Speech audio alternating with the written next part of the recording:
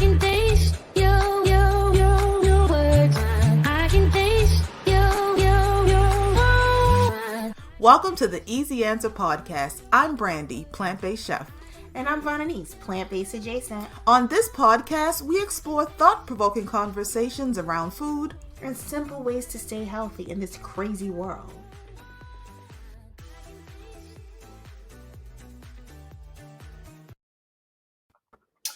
Hey, Vaughn. So on today's show, we're going to be talking about sugar, like sugar, right? We know sugar, we love sugar. And what's crazy enough about this month is that it is National Dessert Month. So we know you love, we all love sugar, we all love dessert. But we're going to tell you some tips and tricks on how you can reduce sugar in your diet and still enjoy some of your favorite snacks and desserts. Does that sound like a good thing to dive into today? Yeah. It's hard for me because it's like pumpkin spice season, and I have a problem with Dunkin' Donuts pumpkin donuts. Okay, so let's talk about pumpkin spice. Let's unpack this marketing tool. I know. Yeah. Pumpkin spice is a joke. Okay, first off, pumpkin spice season, I don't even know how it became a thing, but it's a thing. Guys, you can get pumpkin spice all year round. It is literally a combination. Don't try to play. They discontinue it. No. Well, guess what? If they discontinue, I don't know, because I don't buy pumpkin spice more than once every 3 years because it doesn't take that. Like it lasts forever. Buy a container of it when it comes out in season. And if you don't want to wait, guess what? You can make it. All pumpkin spice has no pumpkin in it. Like I literally have to tell people this all the time. It is just like you're making barbecue sauce from scratch and ketchup from scratch. The rest of us aren't doing that. Okay. So when it's pumpkin spice season, we have problems giving up the donuts and the coffee. And I'm sorry. Okay. But they have pumpkin spice. You can get pumpkin spice from like the dollar store. It's not even like you got to go some fancy place to get it. I don't know about those dollar store pumpkin donuts, but I know that not the donuts, the spice. If you listen, let me pumpkin spice, guys. Ginger, nutmeg, cinnamon. What else is in it? There are 5 things in pumpkin. You always have to be the chef telling somebody how to make something. Do not overspend money on pumpkin spice products. This season makes, but I'm happy you're enjoying your pumpkin spice donuts. So it's not overspending. It's just I'm saying like it's easy for me to give up sugar. Not easy, but it's easier. Mm-hmm. But when it's only a short amount of time that I can get my pumpkin donuts. You understand? It's harder for me to give it up and to resist. Like, even though I knew we were talking about sugar today, I walked my behind over there and got a pumpkin donut. Is it a cake donut or is it a yeast donut? Are you really serious? Like, I know it's a donut and it's delicious. Or is it fluffy? That's how we tell the difference. It's fluffy. It's sort of like the old-fashioned donuts. Sort of like a cake donut. Okay, got it. So it's like the old-fashioned, but with deliciousness. Mm-hmm. Okay, listen, I love a donut. Not against it, but you Are they vegan? Are they accidentally vegan? No, you have to make them vegan intentionally because there's milk in that original recipe. Oh, okay. It's an easy swap with a coconut milk or an almond milk, but if you go to a store, it's going to be straight milk from the cow. Oh, okay. But yes, I have. So it's not easy for me. That's what I'm saying. So I think I'm like most people. It's easy for you to give up something until it's related to something else. Like it's easy for you to say, oh, I'm not going to, like we just finished the dairy challenge. I'm not going to do dairy, but let Thanksgiving show up. And you're like, how can I have Thanksgiving without my mom's mac and cheese? It's easy for you to give up until it's like now it's impacting my existence and I can't do what I'm normally used to doing. Okay, it is, and I have to digest this and then breathe it out because my initial response is going to be different than you're right. Like food, we've had this conversation. Food is very emotional. Like we have emotional attachments to things, and so it is challenging, especially because we're constantly in these unnatural environments that force us to kind of go with the masses, right? That's what it comes with. If you went to an event where there wasn't any macaroni and cheese, you wouldn't necessarily be like, oh goodness, where's my mom's macaroni and cheese? But if you are someplace and it's this dish and everybody's eating it and you have this memory that you want to, you know, experience it with as well, it's going to be kind of hard to give it up. So I get it. Yeah, and so that's what I'm saying. So for me, when it comes to sugar, I just think about the fact that, I'm a relatively thin person. Diabetes runs on both sides of my family. Some people on my mother's side have it, and people on my father's side have it. And, when I went to the doctor a couple of years back, I was telling her some of the things that were going on with me. She was like, that sounds like, even though I'm a relatively thin person, all right, that sounds like, you're like pre-diabetic. We need to take blood tests, but I don't do needles. I know. So what I said to her was, okay, thanks for the info. I'm just going to cut back on the sugar in my life. But they give you a resting glucose test though. Like I know you didn't do needles, but you can identify your rest. Oh no, you need blood to figure out your resting glucose. Yeah, I'm not doing that. So because blood, pray to the sugar gods and hope for the best. I don't pray to the sugar. I see how you be trying to play me out in these streets. I cut down on my sugar intake. You understand? Yes. Like if you tell me this is a problem, just cut down on my sugar intake and work out. Go for long walks. Work out more on a weekly basis. See it as something that is a necessity in my life, not something that I'm doing to stay snatched and cute. Then that's nice motivation. Let's be real. I know a lot of times we always talk about this as being like changing your diet and your lifestyle for health. Don't get me wrong, that's cool too. But like sometimes vanity is a cool motivation, and we have to be honest about that. I mean, girl, I stay in vanity motivation. I'm just saying, like, let's not get that out of the pack for motivation. Yeah, but once you see it like it's resting on your health now, you feel like you can't even make an excuse when you're like, oh, I just want to lay in the bed for 4 days straight. You're like, I have to get up and at least walk up and down the stairs once or twice, just because that your health, the underlying problem is the health, health benefits. Cool. So I think this may be a great segue for our guests to bring on our guest who's going to talk about their journey with sugar and all of that good fun stuff. So we're going to welcome Antonio to the Easy Answer podcast. Hey, Antonio, welcome to the Easy Answer podcast. Hello. All right, tell us about yourself. Who are you? What do you do? I am a full-time illustrator as well as artistic director, mentor. I also do art therapy with children as well and veterans. So yeah. Nice, sweet. So listen, fun fact about Antonio. When I met Antonio was eating 5-pound bags of gummy bears a week. He was going through 5 pounds. So that's like on average, like a pound of gummy bears a day. So tell us about your, I guess, I don't know if I don't want you to be offended, but like your addiction to sugar previously. You didn't already made me out to be some like sugar holic. Like I don't know. Can I just get one red one, please? Like, anyways, I grew up with my stepdad being a vending machine operator, this guy. So he would literally come home every night like Santa Claus with just like a literal trash bag full of just stuff like treats, cakes, pies, all that type of stuff. Yes, my father was an exterminator and he had a client at a donut shop and he used to come with bags of donuts at the end of the night. I can relate, Antonio. See how they get us hooked? I'm trying to tell you. So it's, and as a child, that's just one of the things that when you grow up, we all grew up with going, to the corner store and getting the dollar, the penny candies and things of that nature. So going to the 7-Eleven. So Brandy and I are both from Baltimore. So, we grew up in that same type of area with the same type of stuff around. But as I got older, I love me some candy as an artist. It's just a nice thing to kind of snack on to help you kind of, do art and everything like that. Twizzlers and help you do art. Please explain. Just because it kind how some people say they want coffee and coffee helps get them up. For a lot of artists or for myself and one of my good friends going through high school, we would just eat Twizzlers and like Twizzlers, we like the little pull and peel ones. and we would just go like on like a whole artistic kind of binge. It was pretty cool. Just the stuff that we would create, just sitting there eating candy. So we would go through big bags of that stuff in maybe like an hour or two, and just create all this artwork as well.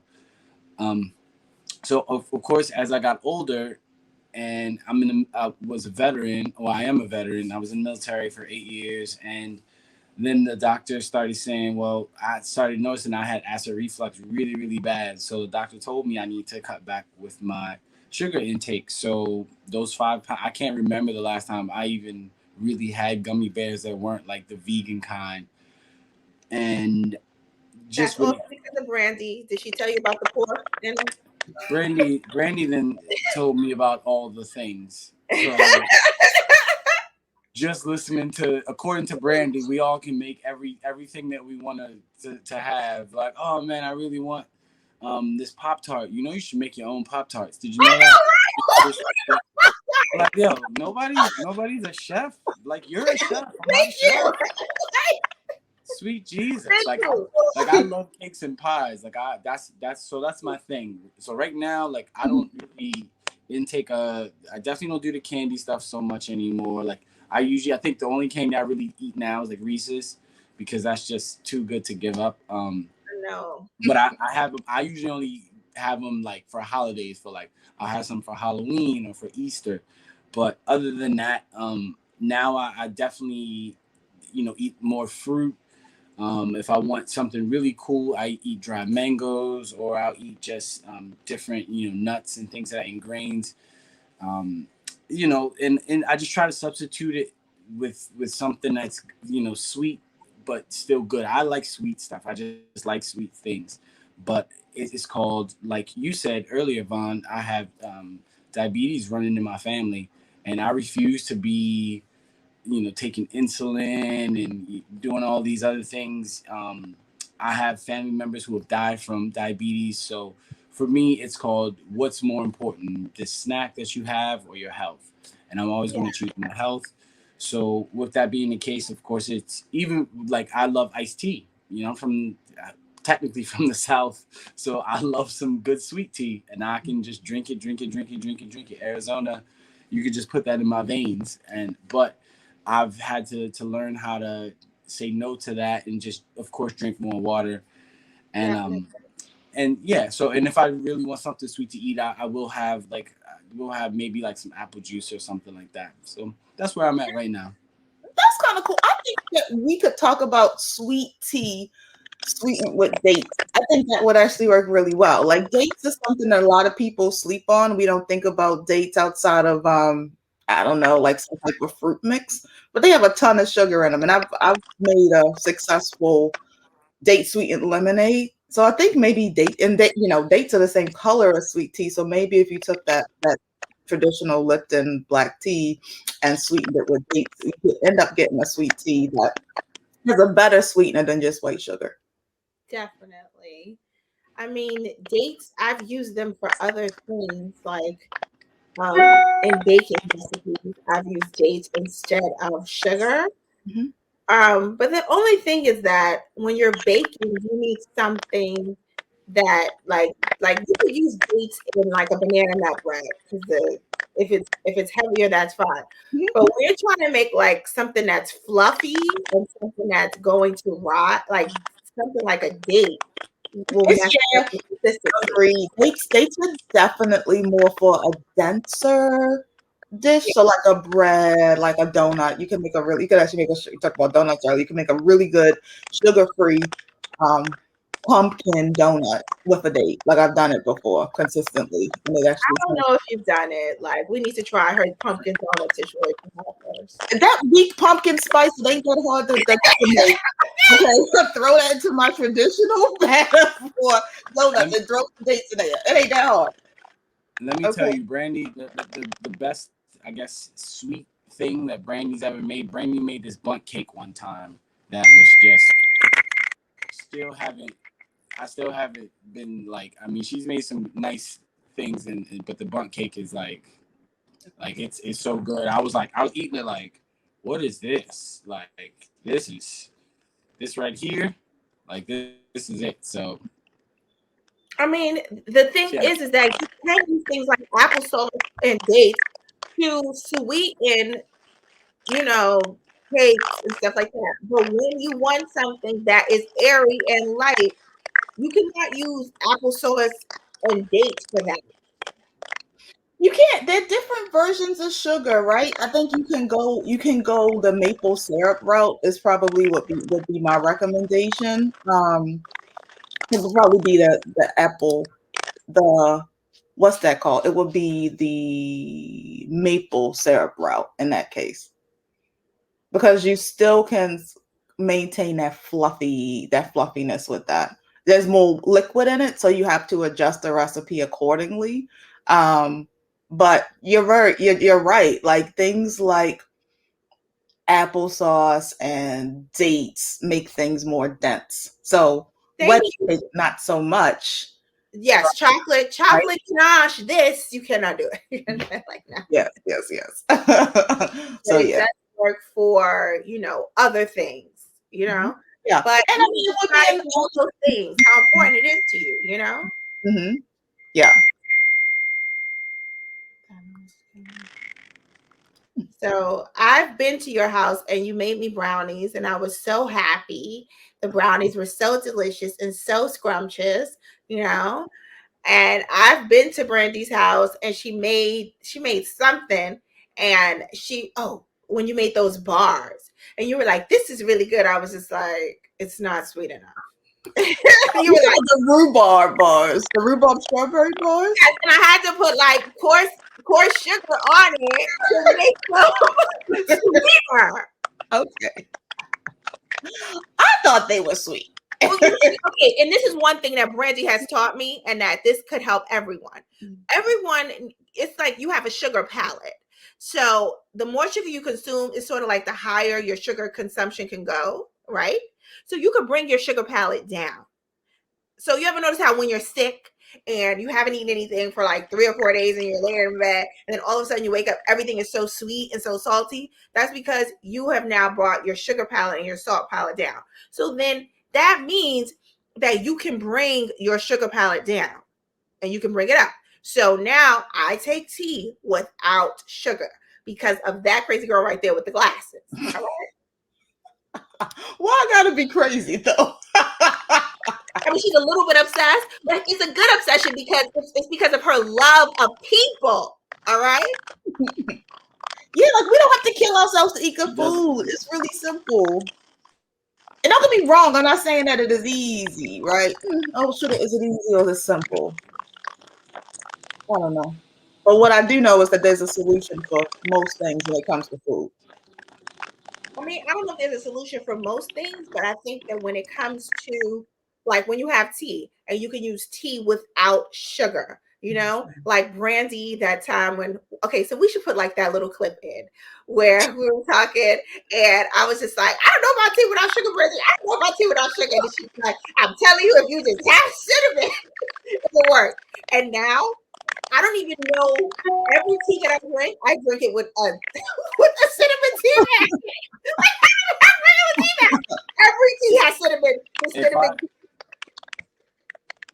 If I had $1 for every time Brandy told me to make my own tea, I would be able to create my own tea company right about now. Like, if every time that I've come and she's seen me drinking like an Arizona, and I'll be like, oh man, I want something with a meal or something, then she'd be like, you should make your own tea. I should. Why are we spending money on tea? But it's nothing, and there's nothing wrong with that, not even a little bit. It's just, I think that the average person, the reason why they don't to think that way is just because we were never really brought up that way. I think that's where the disconnect for a lot of people with eating healthy, and even like you were saying just now, Vaughn, bringing down your sugar palate, is the concept of that is something that we, especially as Black people, are definitely not even taught. It's just not how most of us are raised. So it's just all about education, and it's all about putting it in a simplistic way, which is something that Brandy definitely does.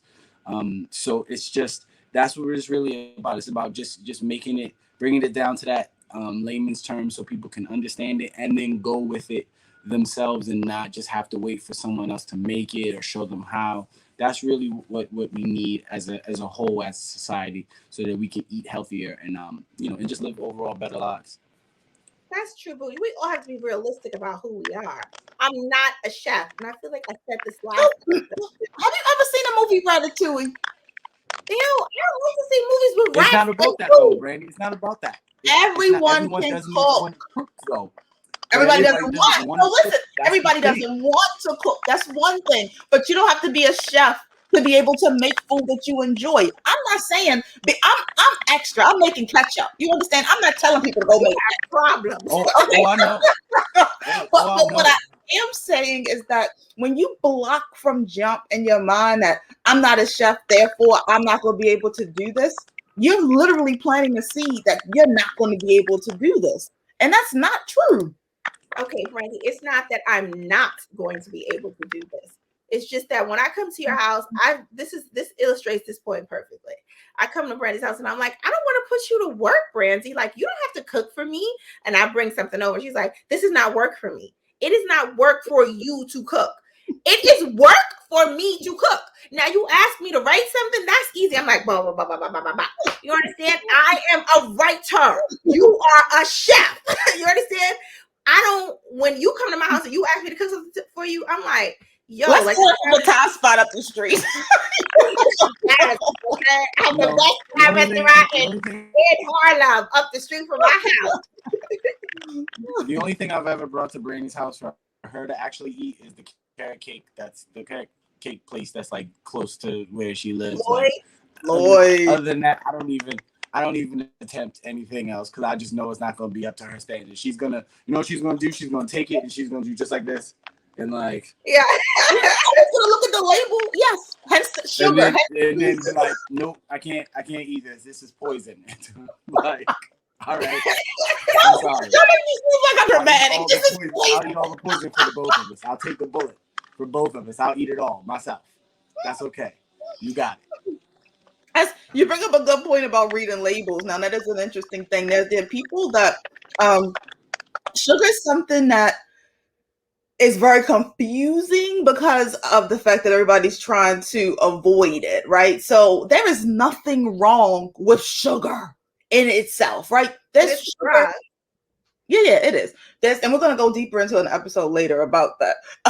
But sugar attached to fiber is natural. It's actually something that we need for like energy. It's when it's detached from the fiber that it becomes an issue.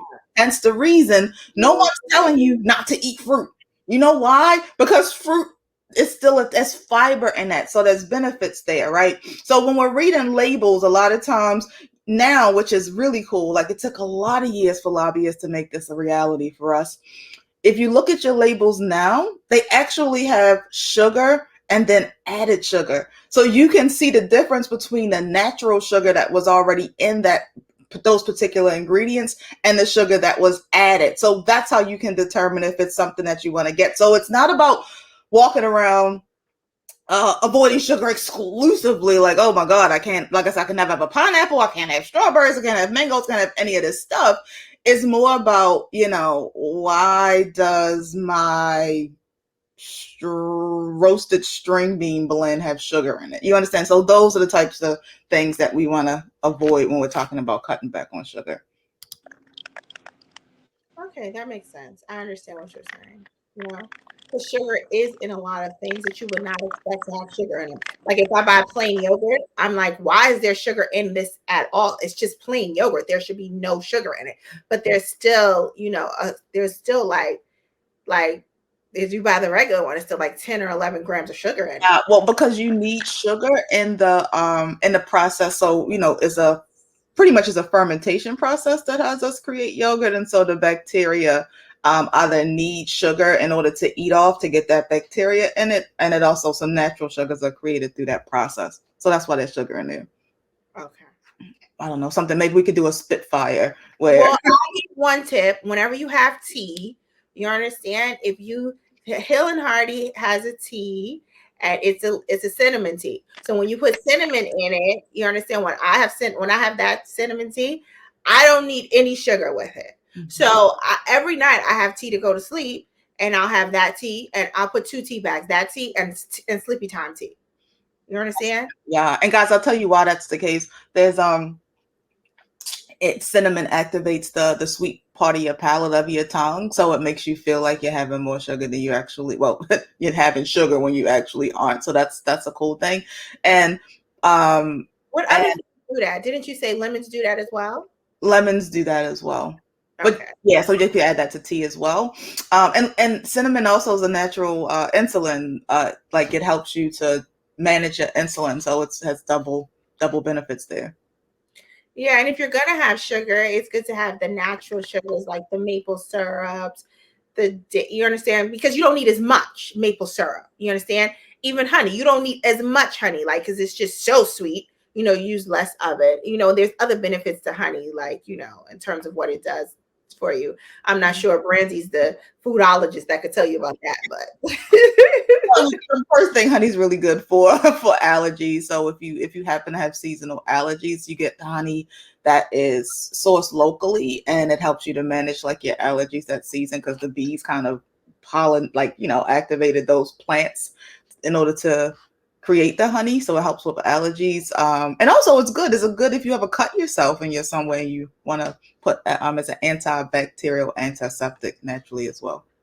Those are just some quick honey tips. So I think that like white sugar is mostly the problem. Sugar detached from fiber is what we want to avoid as much as we possibly can, or have it very sparingly. You know what I mean? Like I'm aggressive, right? Like, and I understand that. You recognize that. But I understand people are gonna have cake. People are gonna want, a fluffy, fun cake. See, what I would do is figure out the ratio of dates. I would probably take dates, turn it into a paste, crystallize it, break it down into a sugar, and then be like, okay, cool, I just made a cake with like date sweet. Nobody got time for that. Come on. So what I personally do for my intake is it's all about portion control. So I just try to keep it as light as I can and move from there. I can have a little bit, but I don't gotta have a lot. All right. So Antonio, thank you for joining us today for this episode of the Easy Answer Podcast. No problem. And sharing your story. Thank you, about sugar. And guys, until next time, remember to subscribe to the Easy Answer Podcast so that whenever we have new episodes, you get notifications of that. Check us out on Instagram at the Easy Answer Podcast. Vaughn is the mastermind behind that account, holding us down with fun content all the time. And if you have a sugar tip, be sure to share it with us on our page. Tag us in it, and we will we'll share it in our stories. So until the next time, remember to be easy, and we will see you soon. Bye.